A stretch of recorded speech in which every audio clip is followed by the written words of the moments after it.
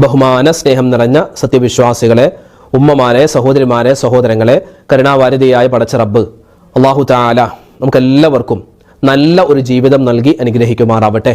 നല്ല ജീവിതം, ദുനിയാവിൽ നല്ല ജീവിതം വേണം, നാളെ ഖബറാകുന്ന ലോകത്ത് നല്ല ജീവിതം വേണം, മഹ്ശറയിൽ നല്ല ജീവിതം വേണം, സ്വർഗത്തിൽ കടക്കണം. അല്ലാഹു തആല അതിനെല്ലാം നമുക്ക് അവസരം തരുമാറാവട്ടെ. നമ്മൾ ചെയ്യുന്ന ഇബാദത്തുകൾ അല്ലാഹു തആല പോരായ്മകൾ പരിഹരിച്ച് സ്വീകരിക്കുമാറാവട്ടെ. നമ്മുടെ ക്ലാസുകൾ കൊണ്ട് അല്ലാഹു തആല നമുക്ക് ഇഹപര വിജയം നൽകി അനുഗ്രഹിക്കുമാറാവട്ടെ. ആമീൻ ആമീൻ യാ റബ്ബൽ ആലമീൻ. പ്രിയപ്പെട്ട സഹോദരിമാരെ, സഹോദരങ്ങളെ, ഖുർആൻ എല്ലാ ദിവസവും ഓതാറില്ലേ? ഉണ്ട്. നമ്മുടെ യാസീൻ ഓതാറുണ്ട്, അതുപോലെ ആയത്തുൽ കുർസി ഓതാറുണ്ട്, ആമന റസൂൽ ഓതാറുണ്ട്, അതുപോലെ തന്നെ സൂറത്തു തൗബയുടെ അവസാനത്തെ 2 ആയത്ത് ഓതാറുണ്ട്, അതുപോലെ തന്നെ സൂറത്തുൽ വാഖിഅ, സൂറത്തുൽ മുൽക്ക്, ഇങ്ങനെ തുടങ്ങി ഒരുപാട് സൂറത്തുകളും ആയത്തുകളൊക്കെ എല്ലാ ദിവസവും നമ്മൾ ഓതാറുള്ളതാണ്.